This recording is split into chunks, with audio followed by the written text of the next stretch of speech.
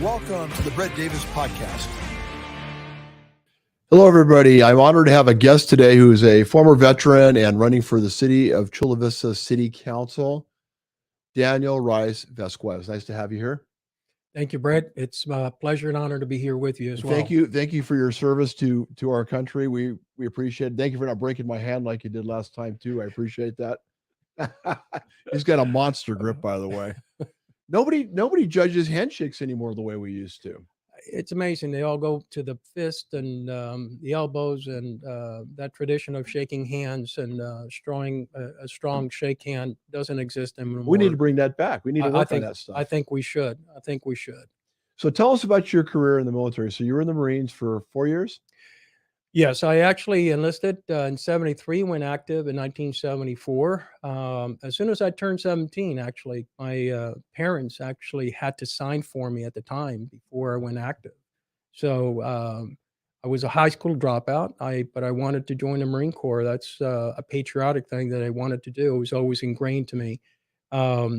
Ironically, my family's going back to the Revolutionary War, but he's been the Army and the Navy, and I'm the only Marine in the family. I've always been a maverick, so to speak. So, but I joined in 74. Short stay would be I served with Security Rifle Company, Marine Barracks during my first couple years, and then my last year I served in Southeast Asia. And in 78, I decided to get out and go to school. So I was mentored by Colonel John F. Nardo, and I decided to go and get my commission, go to school, and I started to go to Embry-Riddle Aeronautical University. I had envisioned I wanted to fly the A6 Intruder and fly it low and drop Arsenal real close, and that's what I wanted to do. So I headed down that path. I ended up going to Quantico, Virginia, and went through the PLC program, graduated honor man, in fact. Not bad for a high school dropout. Not bad. And speeding it up, I've got an undergraduate and Bachelor of Science in Business Administration, and I have an MBA from the University of San Francisco in International Business, which has helped me tremendously as I grew in private practice in business. Well, you're an inspiration, first of all. I'd like to say thank you for everything you've done. So when you dropped out of high school, how were you able to get your GED? Again, I had a mentor, Colonel Nardo, who influenced me to work on my GED. So I did that while I was in my last year in the service. I got my GED. I got my high school diploma, and then I started taking a couple college courses on base. When I had schedule, I could take it, but I took a couple courses, basic math and English. So just to kind of prep myself to go to college. Then I filed for acceptance. I filed and got accepted at Embry-Riddle in Daytona Beach. So I was pretty pleased about that, and started in 79. Spring of 79 was my first year in college. And it was amazing. I had, it's all about great mentorship. Mm-hmm. Teachers are fabulous. I had, we love our teachers. Yeah. I tell you, I was terrible with algebra and geometry and trigonometry. Me too. And this teacher actually took a liking to me, and he said, I want you to take an incomplete on all your courses. And I said, why? He said, I want you to take them during the summer. And again, I always asked and why? He says, because you come to school every day for an hour and a half. So their repetitiveness. And then he made me keep a separate notebook. Everything had to be written in the notebook, from the homework to things we did in the classroom. And I actually passed trig and geometry and algebra with A's and B's. Wow. Yeah, it was helpful. It was a matter of. So you dropped those other courses? Well, I took an incomplete. He asked me to take an incomplete at first, and then he taught a lot of the classes and another teacher. And so I took all math courses, anything related to math, during the summer sessions. So we had back-to-back 2 summer sessions, and I did all my math during the summer sessions. All the other stuff I did during the regular school. Okay, and so in the summertime, that's what you did. You focused on math. Correct. Yep. You had separate binders for the classes? I did. I kept a separate little, not a 3-ring bind, a little regular notebook, notes of the different classes, and learned It's to such do a that. simple way to in education that that can work for a lot of people that are having problems like that. Well, I'd read a long time ago where actually, if you document down, your brain looks at it differently. Mhm. When you sit there and physically, your main brain is Processing and writing. processing it differently as you're documenting and writing it down. And then the other piece of it is you're putting it into your own words, right? If you look at a word problem or something and you rewrite that word It's true. problem in your own words, You can understand it better. you have a different understanding of the problem statement, right? And so that's actually worked for me. I've got little notebooks like you see the one I've got here. I've got notebooks going 25 years. I document meeting minutes and I document everything. So for me, it was a good habit. That's helped me along the way in private business as well. So why, here's the why, have you decided to run for city council in Chula Vista? And what district is it? Is District 3 City Council in Chula Vista. So the short story is this. Believe it or not, I was born in San Francisco. I left there when I was 1 year old and was raised by my grandparents. The Vasquez is my mother's maiden name until about the age of 10, 11. And I ended up going back to San Francisco in 1985, where I settled down and started to work. And I've been to over 29 countries, Brett. I've seen some of the most beautiful cities in the world, Paris and London and Dublin and Sydney and you name it. I've been there. I've seen Tokyo. But for me, San Francisco was always one of the most beautiful, iconic cities in the world. What do you think about it now?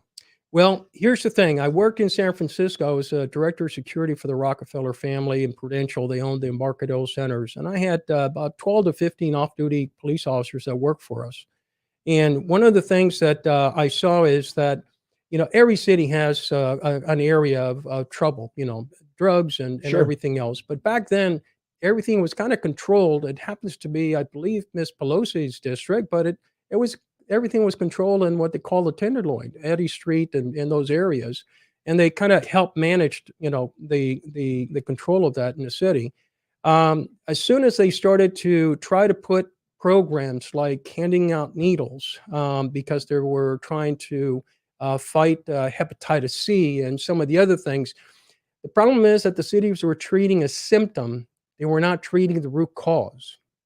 The root cause is the influx of drugs coming in. And, speaking of drugs, my God, our borders right now with the amount of fentanyl coming in, um, the the exposure to kids and every age and it's deadly drugs. Some of the fentanyl, I think it's being mixed with like a horse tranquilizer, and it kind of eats your flesh. So coming back to San Francisco, and what I think why I'm running is I don't want Chula Vista to become a San Francisco. Could it become like a San Francisco, even though it's a smaller city? The problem is that Chula Vista is growing by leaps and bounds. The opportunities of growth in Chula Vista are huge. Um, I always look at situations in business where you try to be proactive and plan ahead. You see this stuff. So I look at our great law enforcement. We've got a great City of Chula Vista Police Department. We got a great chief of police, We Roxana do. Kennedy. Chief Kennedy is awesome. Met her a number of times, and She's very solid. I support the city police department 100% and first responders. But you also have to deal with the fact that with the last couple of years, the negative stigmatism of police officers, cutting back budgets, and all kind of municipalities throughout, not just California, outside, they're needing good law enforcement. So they're giving out great bonuses. So we have to retain our great police officers. We've got to pay good wages. We have to make sure that they're paid to be Competitively? able to live. Absolutely. And that goes for our fire department and first responders as Sure. well. But if we don't do that, we're going to lose police officers. I think they may have maybe about 20 going through the academy. They have another backlog of 20. They may be somewhere in the 50 to 60 short. It's what I've heard. But the problem is you don't wait for the shortness. One of the things that I say when I went to boot camp, We started with 80 people, 80 men going through boot camp. 51 of us graduated. My point being is that you have an attrition rate going through the academy that people that may or may not make it through. Mhm. So you got to plan ahead for making sure you have enough officers, candidates coming through. So you don't need that way when you need them. They're coming. They're on their way. Well, here's the thing, right? We never expected our borders to be in the situation they were in. Never. We here in Chula Vista, we have a huge influx of unregistered. I'm sorry, they're illegal aliens. They're illegal to our country. So I guess the question, going back to the drug situation, do you feel a lot of these illegal aliens possibly could be bringing drugs across the border as well? I don't know if each individual. I'm apathetic to people. You've got women and children that are coming through. I think that the drug cartel is obviously taking advantage of the human trafficking. But the problem is that it's opening up our areas where drug dealers can push, the cartels can push their drugs, fentanyl, cocaine, heroin through, because unfortunately, our borders, they're inundated processing people. They're not protecting our border. They're overwhelmed with the amount of influx of illegal immigrants coming through. And unfortunately, that takes away from their core job and mission, which is to protect our country and protect us from all the drugs. Maybe we need to have more money in DC spent on less on IRS agents with guns, and give the Border Patrol more Border Patrolmen. Well, again, we're talking about Chula Vista PD, right? Here's an area where now you have an influx of individuals and drugs. You're already maybe shorthanded. You need more. You have to be forward thinking and have enough in the pipeline, in the backlog, so to speak, to start to deal with, again, projections of changes like this. Be on the ready for that. Because if you have an attrition rate too, and other municipalities, other states are recruiting well-trained law enforcement away from your city, now you're creating another vacuum. So we in Chula Vista, we need to support our mayor. We need to support our chief. We need to support our law enforcement, first responders, because if not, Chula Vista will become a San Francisco, going back to that. When you have lawlessness and you have the volume of drugs that are coming in, now you have an entire ecosystem that is all on social services and Sure. surrounded by lack of proper support.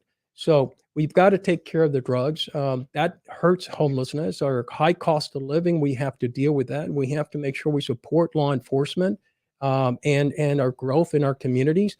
But more importantly, also, I think ethical is an understated word that needs to come forward, and we have to be real about that. Mhm. And also the correct use of our tax dollars. Brett, I was baffled by a statistic I heard a couple weeks ago. The Veteran Administration has a whole budget of millions and millions of dollars that are supposed to be earmarked to help our homeless veterans. Uh-huh. I'm passionate about supporting our military and the homelessness. I've Sure. supported Sandown, and I've done that for over 20 years.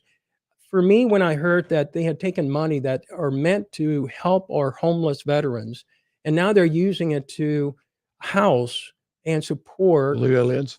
Correct. Now, why didn't we use that money before to help our homeless veterans get out? Why didn't we have these tiny homes set up to help our homeless veterans first? It's a huge population of homelessness. Why do you think that we didn't use it? You know what? Unfortunately, I think that I like to say I'm not a politician. I think I'm bringing fresh oxygen into this. I don't have to run.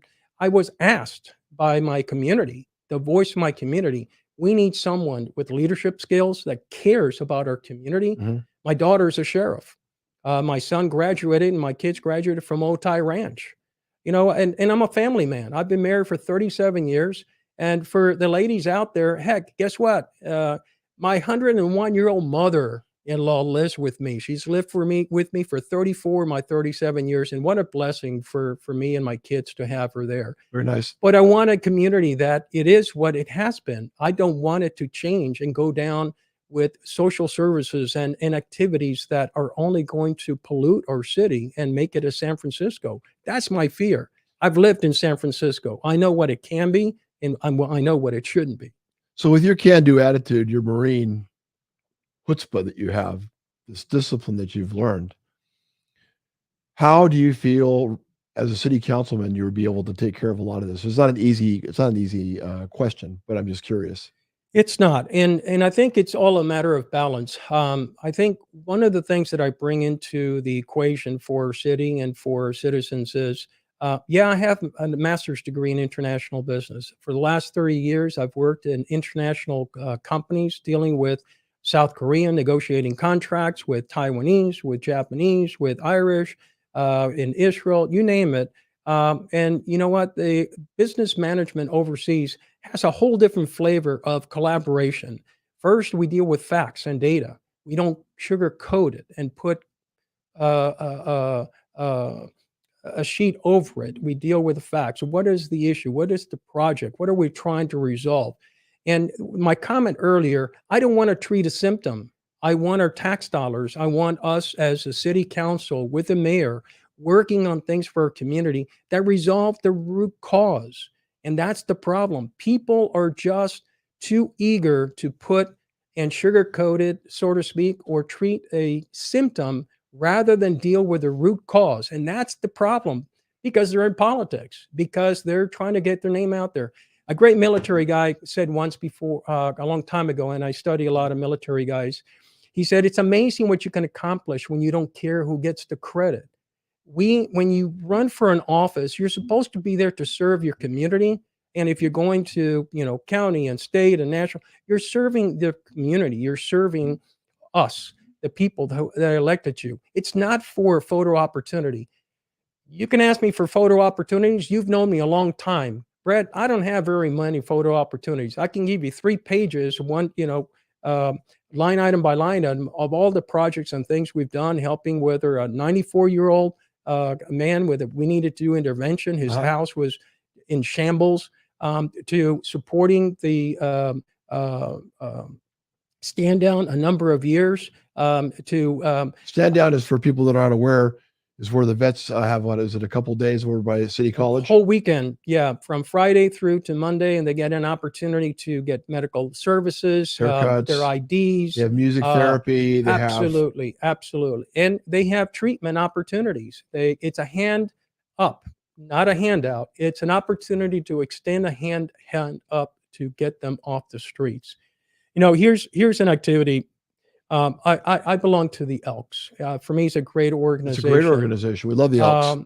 Good food too, by the way. They do great. They have great programs, whether the drug awareness, working with Kiki Camarera, organization, or going back, we had the Red Cross in Chula Vista during COVID. They lost their facility here in Chula Vista. On 3rd Avenue? They had a facility here on this east side. And so, long story short, what I did is I found an opportunity, a solution for them where they could use the Elks Lodge once a month during COVID, mind you, following all the guidelines. And they had over 600 pints of blood that they were able to recover. Think about it. 1 pint of blood can save 3 lives. That's a huge statistic. But think about it. It's finding a good solution for our community. Now, is my name all over that? No. Guess what? I gave credit to a bunch of people. In fact, you can ask Mayor McCann, because he actually recognizes as a hero of the community. But again, it's not about me. It's about what we do for our community. Think about the number of people that needed blood at that time during COVID, and the Red Cross had lost their facility. Those are the kinds of things that I work on. I walk silently. It's not about me. It's about really doing stuff for our community. So again, I'm a family man. I love my community. I walk my dog, and neighbors know who I am, and it's their voice. They said, we need someone to run. And so I did. I put myself up to run. What do you think you can do better than the current city council person that's in that seat? Well, excuse me. In all honesty, I think that you have to look at each of the problems that the city council is facing, right? There's a lot of legalese associated with it. There's monies and acquisitions and transitions. I would have to look at the different problem. I just think that I bring a whole different set of eyes. I've managed millions of dollars of business budgets and operating I've handled over 1,000 engineers worldwide. Again, I think it's a matter of the approach. I bring a fresh look, a different set of eyes that's not been tainted with a different perspective or just locally tainted, to just do something so that it's a symptom so you can get your name out there. I think we're better served if we look at all the projects, the developments, the Gaylord projects going forward. That's great. I think that's going to help our community out. But I think there are other opportunities. We live here in the border next to the maquiladoras. There's a lot of industries.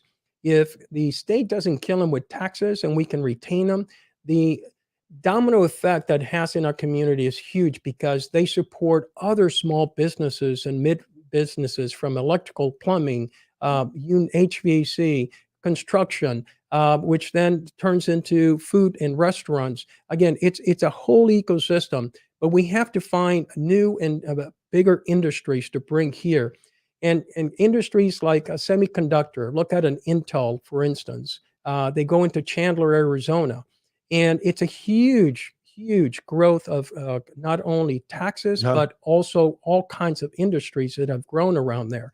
And it's skilled and unskilled and professional and licensed individuals. It touches all areas of our community. We're made up not just of professionals. We're not just made up of just unskilled workers. We're a combination of all areas of work. And it doesn't matter your ethnicity. That's the other thing. People like to throw their ethnicity. Well, guess what? I'm Vasquez. I happen to be full-blooded Puerto Rican. My wife is Mexican. And guess what? My wife went through the proper immigration process. It took her 5 years, right? It's following a process. We are a country of laws. We have... You think 5 years? You think 5 years? Is there a way to make that an easier process for people that want to be legal? You think that needs to be fixed at all? Or do you think 5 years is fair? I think it could be shorter. I think 5 is a little bit longer. That's hard for a lot of people. You think that's why they're coming over illegally? I think it is. I think that we can find a happy medium and 2 years, a couple 2.5 of years maybe. Because if you look at what you were required to do, you also were required to study the history of the United States. Know what the 3 key offices are, right?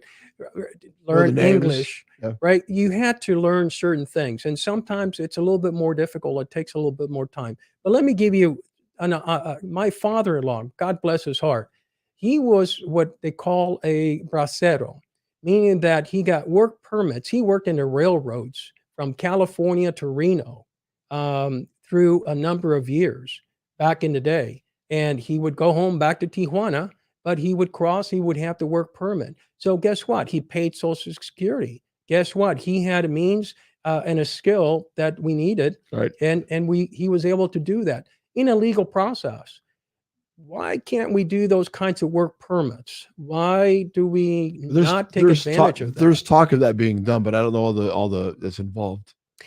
Again, if you put a blanket over it, a mantle of a political cover, then guess what? It may never get done. It doesn't get done until someone actually takes a horse by and takes it moving forward. Really has a passion. I think something is going to be done because it has to be done because people in the country, especially even in Chula Vista, know that because we're a border town. Yes, know that they're seeing the challenges.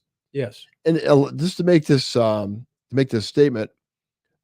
A majority of these people that are coming across are Chinese immigrants, Russian immigrants, and people from Africa. Correct. Probably more of those than actual Mexican citizens, I would think. They are. So we're not hearing about that. Yeah. Again, is this a race thing to you? You think in your mind when people say what we're talking about? Because I believe we need to have secure borders.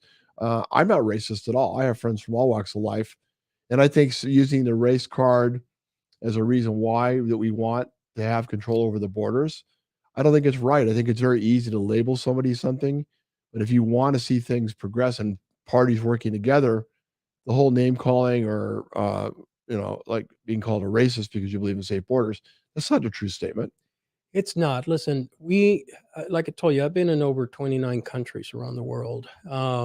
One thing that I can tell you is that There's no way that I could enter Mexico. I couldn't go to China. I Right. couldn't go to Singapore. There's other and countries vote. that have a lot more regulated Yeah, immigration. unless I can show and proof that I'm bringing value, I could never become a citizen. Mhm. And then, so for me, racism is not an issue. The issue is that we are a country. We have laws and rules, and that's why people want to come here, because we have laws. If we're violating our own laws, we're not helping ourselves. Now, with respect of being racism, no. Yes, you know what? I lived in North Carolina. I resided in Johnston County. When they knew, some people knew I was Puerto Rican, they kind of were turned off. Really? Believe it or not. And my last name is Rice. Again, and I speak fluent English, not with an accent. But so it does exist. But think about where we were and where we are today, right? We're a country that's worked very hard to remove that stigmatism. I mean, Abraham Lincoln put it all on the line. Um, our country put it all on the line to make sure that there was an equality, that all men Are and created women equal. are created equal. Uh-huh. And I think we're there. We're the greatest country in the world. We still are. We're heading down a bad path. I've been in the Middle East, and I tell you, it's very difficult. Let me share. I've been to Jerusalem. There's the Church of the Sepulchre has one door. Here's an interesting fact. That door, there is only one key that opens it and one key that locks it. And there's one family that does that every morning and every night. Mm. They're Muslim. That's a Christian church. So why are we fighting? Why are we? Because we're arguing about who's the messenger? But think about if you've got 40,000 people can live in four walls and share language and share lives. Why can't we do that elsewhere? It's baffling to me. Well, I think we're on the right path. I think things unfortunately have to hit a rock bottom before they change. True. I think a lot of a lot of my beliefs are very similar to yours. There's no question. Uh, I appreciate you being here today, and for people that are not Yeah. aware of who you are, hopefully this message that all these things that he answered today will give you a better idea why he's running for the city council in Chula Vista. Is there a question? Is there anything else you want to finalize or you'd like to say to anybody out there? Short, just give me the opportunity. You want transparency. You want ethical management. You want someone to bring a fresh oxygen to the city council and the city of Chula Vista and look and approach projects and development and issues, find solutions, not to the symptoms, but find solutions to the root cause of the problems that we can deliver and make it safe for all of us. That's my thing. I appreciate you running. I look forward to helping support anything you need help with. Be careful what you wish for. Yeah, so I'm told. But you know what? I've never been a quitter in my life. I'm not going to start now. Good. So I'm moving forward, and I will continue forward. Well, you have our support. We are supporting, of course, his race. And I want to thank my sponsors because without them, we wouldn't be here today. I'd like to thank Attorney King for everything that he does. He's a phenomenal community partner. Does a lot for San Diego as a whole, and of course with IQ Podcast. Sequan Casino Spa and Resort, another great sponsor. Phenomenal working with them on the biggest educators event in San Diego that we produce. Anti-aging specialist Dr. Melinda Silva, who has an office in Eastlake and now expanding into the not Eastlake, but into the Pacific Beach area. And she does have a new office coming to the Eastlake area, bigger than the one she has now. So that's coming. Mule Jewelers, they will make jewelry for you, for your wife, for your husband. And they're really good with honeymoons and you name it. They are the jeweler of, they've been in family business for over 100 years. Wow. The Lone Queen, Adriana Gibbons, who's one of the top mortgage individuals in San Diego who has saved my butt numerous times. Thank you for everything that you do, Adriana. We appreciate you. And Bona Forchetta, the garage. I don't know if you've had Bona Forchetta, the garage over in Coronado. Really good Italian food. The owner is a stand-up guy. Thank you for everything that you do. And I hope everybody enjoyed the show today. And if you have any questions, please text or email me or any of those things. Also, his information is on there as well. Dan's information is up there, right? Okay. And Thank you if for the people have questions, they can reach out to you as well. Absolutely. Complete transparency. I'm open. I will give you a very sincere answer. If you're not used to that, be careful what question you ask. You may get the answer that you were not looking for. There you Thank you go. for the opportunity. Everybody take care and God bless. God bless the United States of America.